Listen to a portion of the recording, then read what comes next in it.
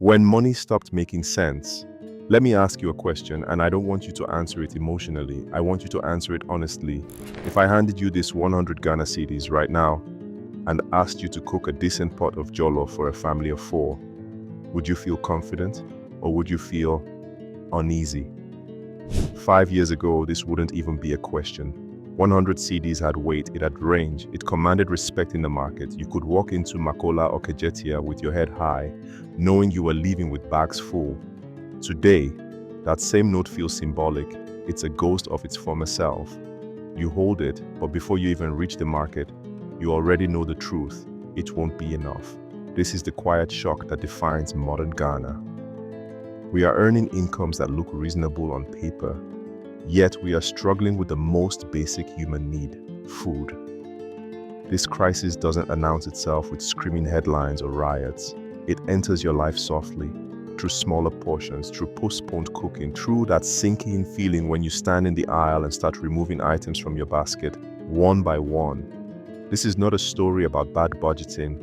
This is a story about an economy that has slowly, methodically, made money stop making sense. Jollof, as the national thermometer. In Ghana, jollof is not just a meal, it is an institution. It is our love language. It is what we cook when guests arrive unannounced. It is the centerpiece of every Sunday gathering. It is the default dish that quietly says to the world, we are managing, we are okay. That is exactly why jollof is the perfect lens through which to examine our cost of living crisis. It strips away the complex economic jargon and leaves us with the raw reality of survival. Let's rewind the clock to 2019. In the markets of Accra or Kumasi, a 5 kilograms bag of rice was a casual purchase, roughly 25 to 30 cedis. A bottle of cooking oil, maybe 10 or 12 cedis. Tomatoes were seasonal, sure, but rarely shocking. And meat was a given. It was negotiable, but it was always there.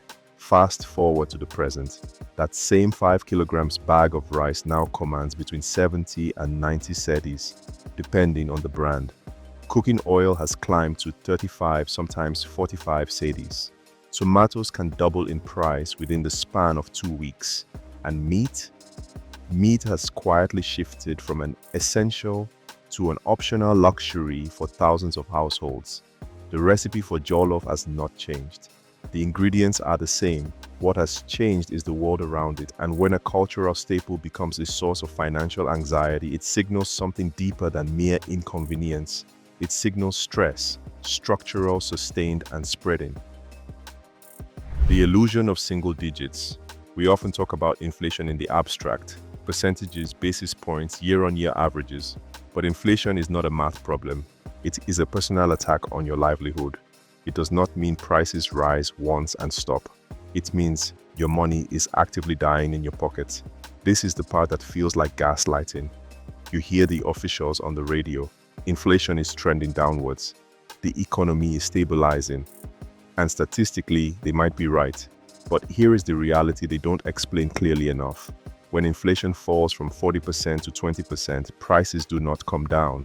They simply rise slower than they did before. The damage is already done. The high prices you are paying today, they are locked in. They are the new floor.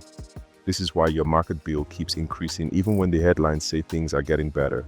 Your salary is trying to catch up to prices from 2022, while the market is charging you 2026 prices. That gap, that widening canyon between what you earn and what it costs to stay alive, is where the stress lives. It's why you feel like you are running on a treadmill that's set too fast. It's why 100 cedis feels like loose change, even though it looks exactly the same.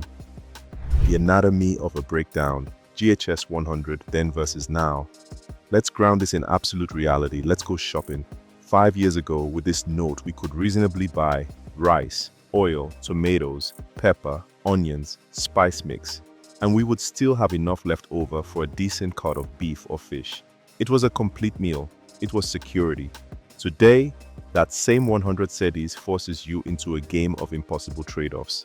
You pick up the rice, but now you can't afford the liter of oil, so you buy the small sachet. You pick up the tomatoes, but the fish is too expensive, so you settle for salted tilapia or just eggs. This is no longer budgeting, this is rationing. And when middle-class households begin rationing food, the economy is flashing a code red warning. Because food is the last thing human beings compromise on. We will give up new clothes, we will give up entertainment, we will give up travel, but we only give up food when we are forced to. The emotional cost of this adjustment is rarely discussed in Parliament. It's the parents who quietly eat smaller portions so their children can be full. It's the families that stop hosting friends because they can't afford to feed an extra mouth. It's the shrinking of our social lives. The economy doesn't just change numbers on a tag, it changes how we behave. It changes who we are. The dollar in your stew. We cannot talk about the price of stew without talking about the price of the dollar. In Ghana, your kitchen is directly linked to the global market. We import a staggering amount of what ends up on your plate. Rice from Asia, cooking oil from Europe or Asia, even the frozen chicken. But it goes deeper. The fertilizer used by local farmers, imported. The fuel used to truck the plantains from the village to Accra, pegged to the dollar. When the Cedi weakens, the effect is immediate and violent. Importers pay more, wholesalers adjust their margins, and retailers, the market women you argue with, have no choice but to pass that pain on to you. By the time a tomato reaches Makola, it has absorbed currency depreciation, fuel price hikes, spare parts costs for the truck, and storage fees. So when a market woman tells you it's the dollar, she isn't being dramatic. She isn't trying to cheat you. She is describing the entire broken supply chain. The exchange rate doesn't stay on the Bloomberg terminal. It ends up in your stew. The sticky price trap. Here is the hard truth that many politicians avoid saying plainly. Once food prices rise sharply, they almost never go back down. Economists call this sticky prices. Transport unions rarely lower fares meaningfully. Import duties rarely vanish. Traders adjust to the new normal and refuse to lower their margins because their own costs of living have risen too. So even if the Cedi stabilizes, your cost of living remains stuck at the ceiling. This is the middle class squeeze. The teachers, the nurses, the bankers, the young creatives, they are too comfortable to qualify for aid, but too stretched to actually leave. They absorb the shock quietly. They reduce meals, not dreams, at least at first. But over time, even the dreams get smaller.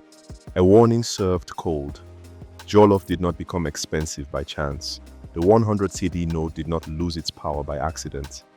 These are the inevitable outcomes of structural choices, currency mismanagement, and an economy that relies too heavily on things we do not produce. The cost is being paid daily, quietly, in millions of Ghanaian kitchens.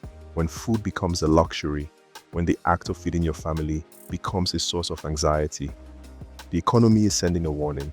It is a warning that stability is fragile. It is a warning that resilience has a limit. And looking at the empty plates across the country, this is one warning Ghana cannot afford to ignore.